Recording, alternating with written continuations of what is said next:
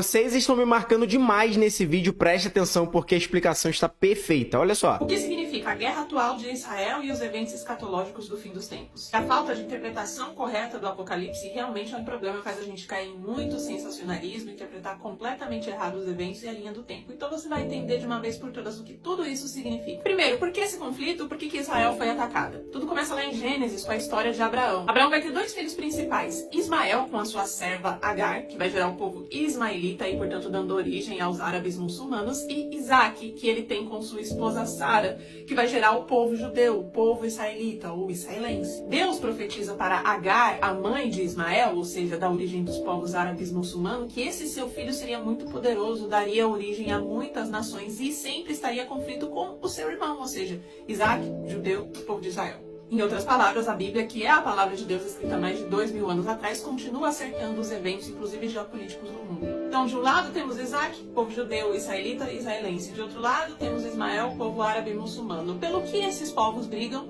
Pela terra prometida e de quem de fato é essa terra. Milênios e milênios de brigas e conflitos. Em 1947 a ONU vai estabelecer essa terra e vai dividir entre os dois povos. Deixa metade com o povo israelense, o povo judeu, e a outra com o povo palestino.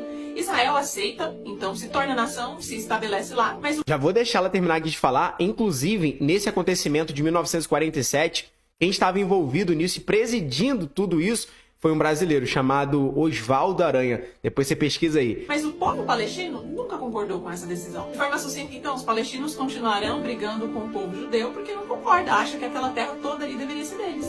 Aí entra o Hamas, que é um grupo terrorista da região da Palestina, que começou a atacar Israel. A justificativa continua sendo a mesma, essa terra devia ser minha. Mas apesar disso, é importante ressaltar que esse grupo terrorista não representa a Palestina como nação. É um grupo dentro do país. Não há muito que se possa fazer. Entendido o conflito, agora a gente vai para a linha do tempo dos eventos escatológicos, do Apocalipse. Muitos aí estão falando que entramos na tribulação, que o ataque foi orquestrado pelo Cristo, segunda vinda, e tá tudo bagunçado. Deus contou todo o relógio até o final da humanidade através das 70 semanas de Daniel, que é o que nós cristãos usamos como referência para entender esses eventos e quando eles vão acontecer e o que vai acontecer. As 70 semanas são semanas de ano, cada semana representa 7 anos. Até agora, 69 semanas já se foram e que concluíram quando Jesus foi morto e crucificado. Nesse momento, o que a gente experiencia é a pausa no relógio profético, ou o tempo da graça, ou o tempo do gentio. Que a última uma semana, que são 7 anos, é a semana da tribulação, a partir do momento que o assumir o poder. Então, por que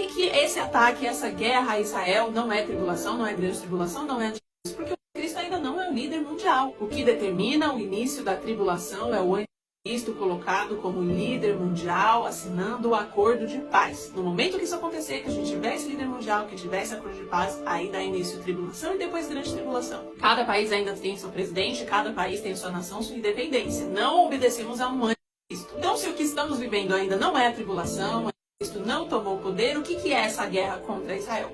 Princípio das dores que Jesus falou lá no seu sermão escatológico em Mateus 24. Guerras, rumores de guerras, fomes e terremotos e vários outros acontecimentos. Que isso seria o princípio das dores e ainda não seria o fim. Então nós permanecemos nessa pausa do relógio escatológico, ainda que essa guerra contra Israel, ainda que tantas outras guerras simultâneas também estejam acontecendo. Agora, o que isso tudo significa? Significa que vai ficar cada vez pior. Nós estamos na pausa do relógio profético, nós estamos no princípio das dores. Até entrar a tribulação, tudo tende a continuar piorando. Por que isso vai acontecer? Porque o Cristo vai ser o homem que vem em nome da paz, o homem que vai assinar o acordo de paz. Então é lógico, olhando para a geopolítica do mundo, que muitos conflitos, muitas guerras, muitos desastres biológicos hão de acontecer justamente para que o mundo almeje por esse homem e as pessoas vão querer esse líder. Então faz todo sentido a guerra contra Israel e tantas outras coisas. Os que estão envolvidos nisso, eles sabem das 70 semanas, eles acreditam em Deus, no Deus cristão, no único verdadeiro, em Jesus Cristo?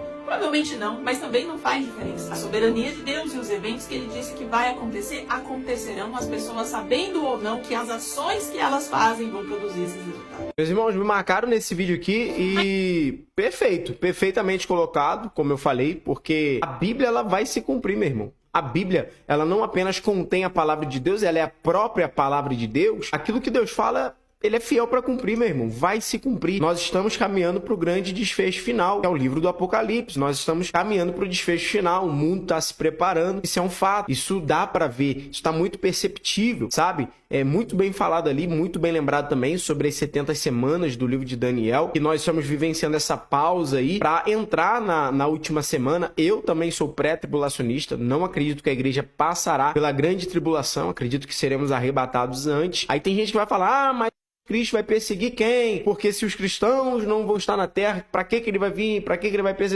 perseguir? Irmãos, quem que ele queria se parecer o tempo todo? Qual foi o pecado que ele cometeu lá no princípio? Ele queria se parecer com Deus, ele queria ser semelhante de Deus, queria se assentar acima do trono de Deus. É justamente algo que ele vai experimentar aqui na terra, onde ele promoverá essa falsa paz e as pessoas ficarão maravilhadas, estarão adorando a ele. E o que ele busca, senão a própria adoração dessas pessoas também? Já vista que o fim dele já está decretado, ele já sabe para onde ele vai e não tem mais volta, o que ele quer fazer agora é tentar destruir a obra da criação de Deus, porque nós sim fomos feitos imagem e semelhança do Deus Altíssimo, somos coroa da sua criação. E é por isso que o inimigo, ele não suporta isso, ele não suporta.